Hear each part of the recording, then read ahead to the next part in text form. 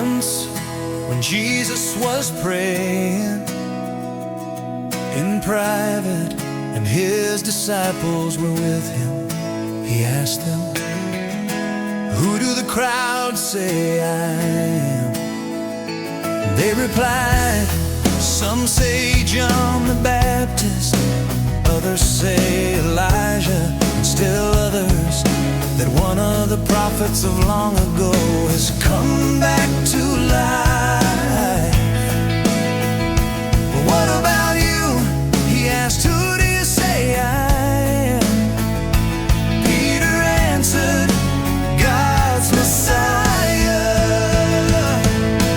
Jesus strictly warned them not to tell this to anyone, and he said, "The Son of Man must suffer many things, be rejected by the elders, the chief priests and the teachers of the law, and he must be killed and on the third day be raised to life." Then he said to them all, "Whoever wants to be my disciple must deny themselves and take up their cross daily and follow me. For whoever wants to save their life will lose it, but whoever loses their life for me will save it." What good is it for someone to gain the whole world and yet lose or forfeit their very self? Whoever is ashamed of me and my words, the Son of Man will be ashamed of them when he comes in his glory and in the glory of the Father and of the holy angels. And truly I tell you, some who are standing here will not taste death before they see the kingdom of God. About 8 days after Jesus said this, he took Peter, John, and James with him and went up onto a mountain to pray.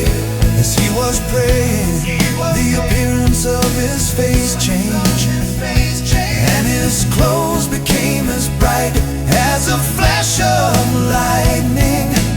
Two men, Moses and Elijah, appeared in glorious splendor, talking with Jesus. They spoke about his departure, which he was about to bring to fulfillment at Jerusalem. Peter and his companions were very sleepy, but when they became fully awake, they saw his glory and the two men standing with him. As the men were leaving Jesus, Peter said to him, "Master, it is good for us to be here. Let us put up 3 shelters, one for you, one for Moses, and one for Elijah." He did not know what he was saying. While he was speaking, a cloud appeared and covered them, and they were afraid. As they entered the cloud, a voice came from the cloud saying, "This is my Son, whom I have chosen. Listen to him." When the voice had spoken, they found that Jesus was alone. The disciples kept this to themselves and did not tell